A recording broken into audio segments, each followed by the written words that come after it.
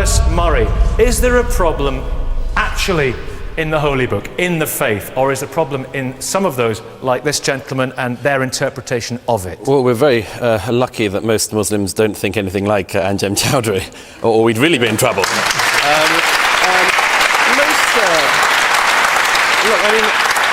Most Muslims, both in Britain and across the world, are law-abiding, decent people for whom their faith is an important part of their lives. However, there is an awkward thing about Islam, which is that Islam's religion, its founder, was a more violent man than, for instance, the founder of Christianity. I'd give you an example. I mean, if Christ, I'm not a Christian, but I have no truck in this thing, but if Christ had been a warrior, had killed people he captured, Christianity's history would be even more violent than it has been. I'd give you...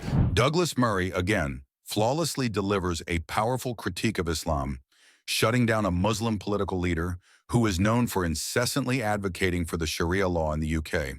Like a lion, Douglas strikes at the heart of Islam, the Prophet Muhammad, and challenges the deceitful presentation of the Prophet Muhammad as a peaceful religious leader. Douglas Murray delves into the controversial topic and exposes Muhammad to be a warlord, incomparable to Jesus Christ in Christianity, who never took up a sword for a military expedition. But anyways, let's hear from the Muslim leader. Maybe we'll get some perspective. Well, I think that one needs to appreciate that the word Islam is derived from the root word istislam, which means submission. Therefore, the Muslim is the one who submits entirely to the Sharia, the divine law of God. Hence, toleration is something which is, if you like, defined by Allah subhanahu wa ta'ala, God. Therefore, if something is in accordance with the Sharia, we tolerate it. If it is outside of the Sharia, we cannot tolerate it. Hence, for example, Islam will tolerate non-Muslims to live among the Muslims within the Sharia under an Islamic state. Their life, wealth, their honor, their dignity will be protected. They will get the basic needs of food, clothing and shelter. But at the end of the day, we cannot tolerate adultery, fornication, we cannot tolerate apostasy, not because this is from our own whims and desires, but this is enshrined within the Quran and the Sunnah of the Messenger Muhammad. So what should happen to an adulterer? Well, the Messenger Muhammad sallallahu alaihi wasallam said that, as narrated in the Quran, that the one who commits adultery, he will be stoned to death, and the one who commits fornication, who is not married, they will get 100 lashes, and that will be done publicly. And for your information, if you look in the history of Islam, there were, for example, only about 60 reported rapes when the Sharia was implemented. There were only about 120 hands ever cut. So it is not only a harsh a punishment which is fitting, but it is also a great deterrent within society, and it will rid society of many of the ills that we have. I believe that Britain would never be better than when the Sharia has been implemented. The Muslim leader boasts that Islam is what is best for society because of its harsh and excessive punishments of criminals, which supposedly act as deterrents from crime. But what happens if this control is oppressive? What if it is rooted in a harsh and outdated holy book? Any astute observer of the state of human rights in the Muslim world can demolish hollow rhetoric that aims to project an idealistic image of Islam on the outside world.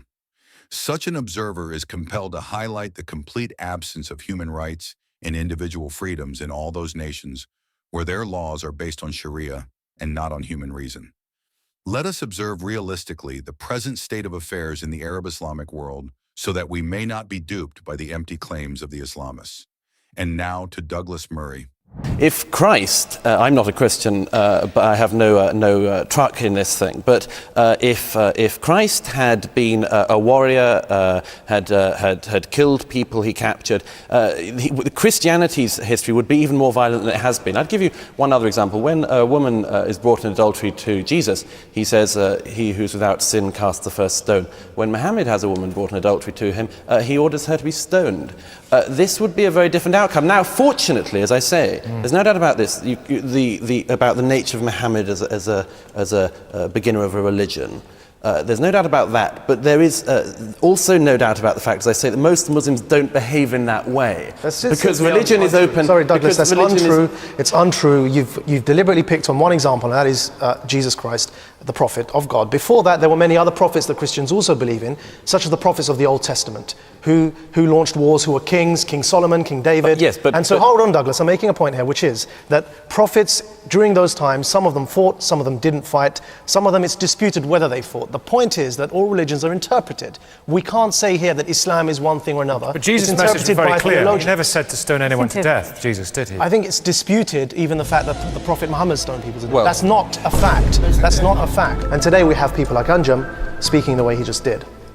I think the difference is that the problem today happens to be that many Muslims have subscribed to something we call Islamism, whereby they believe Islam is a political ideology that must be forced upon people in their preference is at the end of a sword. Is he a real Muslim? Well, can I just is he a real Muslim? Well, can I just say, yes, I'm going to deal with that first. You consider me a Muslim? In the Quran, Allah said, He said, whatever the Prophet brought, take it. Whatever he left, leave it. So everything is enshrined within the Quran, which is explained by the Sunnah of the Prophet's sayings, actions, consent. But can I just say that, the lady there is not the only one from the Council of Ex-Muslims. Majid Nawaz is a well-known sellout, and he's a non-Muslim, he's a Catholic. So I think that you need to have Muslims to talk about Islam. What's the punishment? What's the punishment in hell? What's the punishment in hell? You cannot ally with the American and British establishment. What's the punishment waiting for him? What's the punishment waiting for him in hell? Well, he will be in the hellfire, but the point is that he needs to retake his shahada. What would you do to me? Let's talk in a minute about apostasy. Douglas Murray asserts an objective fact about Muhammad stoning people for adultery. But surprisingly, the supposed ex-Muslim disagrees vehemently and still tries to defend their prophet Muhammad by questioning the validity of the facts. Their prophet Muhammad stoned women for adultery while he was alive, and this is not disputed in the Islamic world because the Hadith Sahih Bukhari, the book most trusted after the Quran by most Muslims, has several sunnah regarding stoning. So do not be deceived. Back to the video. But yeah, you can in a minute. Harris Rafiq. Yeah, just a couple of points. First of all, did the Prophet order people to be stoned to death? Right, okay. That case itself was where the woman insisted that she had punishment. There was one case where the woman was stoned, and that was when she came to the Prophet Muhammad, peace upon him, and said, I have committed adultery. The Prophet, peace upon him, turned his face away. She asked him again, I've committed adultery. Only when she asked the third time for a punishment was the punishment insisted on. That is the only Should he not have still said no? I beg your pardon? Should he not have still said no? No, she insisted that she be punished. But coming back to the original point, in terms of Sharia, first of all, there is nothing in the British law that actually prevents me from practicing my faith. So there's no need for Sharia law in this country. And secondly, there's nothing. And secondly, the other thing is, there is no compulsion in Islam. In terms of Anjum classifying myself or Majid or anybody else as a non-Muslim, Sharia, then maybe we could call you a Muslim, can't we? Well, at the end of the day, there are three things that make up a Muslim: Islam and Iman, and from that we get the Sharia. There's the other thing that Anjum seems to be forgetting about, that is tasawwuf, the state of ihsan, being a better human being, worshipping your Lord as if you can see him, because even if you can't, he can see you. That's how you treat your labours, the spirit of the Lord. Okay, what is the problem? Mariam, you abandoned your faith. Mariam, you're an ex-Muslim. Atheist now, but I think this question is wrong, and this is exactly the reason why. The problem is you can find intolerance in every religion, including in Islam, but the reason Islam is such a focus today is because it is the banner of a political movement, and that's where we need to put the finger on. Anjum Chowdhury represents that political movement that actually, it's not a question of, oh, he's an intolerant man, we can just ignore him. The problem is that this movement makes laws, it actually stones people in the 21st century, it hangs 16-year-olds for acts incompatible with chastity. It denies women the right to divorce, to child custody. It imposes sexual apartheid on millions of people. We have to make a distinction between Muslims. So it's not to do with Islam, it's to do with people like him. It is, it's the political Islamic movement, and actually the first victims and the first front of resistance against this movement are people who are either Muslims or being labeled as such. So here's the problem. Listen to this excerpt from an article the political Islamists would have you believe. We are a tolerant people. With us, there is no compulsion in religion. We don't punish apostates or force them to return to Islam. Buddhists living among us are free to build their temples. As to our Christian brothers and Jewish cousins, they have all the freedom to build their houses of worship without any hindrance. Among us, you are as free to change religion as you are to change your shirt. There is true freedom in Darul Islam. A Copt is a citizen and not a dhimmi. A Shiite enjoys the same privileges as a Sunni in a Sunni majority land. The same thing obtains for a Sunni living in a Shiite majority country. The Ahmadis and the Baha'is are well treated. In fact, all religions are properly treated in our Arab Muslim world. May Allah protect us from the evil designs and calumnies of the West, who are very jealous on account of our blessings, the blessings of justice, peace, and Islam. Firstly, anyone who takes seriously such propaganda is a fool for believing such lies. And always remember Matthew 7:15. Beware of false prophets who come to you in sheep's clothing, but inwardly are ravening wolves. Furthermore, if you are interested in seeing how such propaganda is destroyed, I will leave a link in the description to where Jacob Thomas elegantly shuts down political Islamism in the Sharia. Now let us conclude this topic with the man of the hour, Douglas Murray.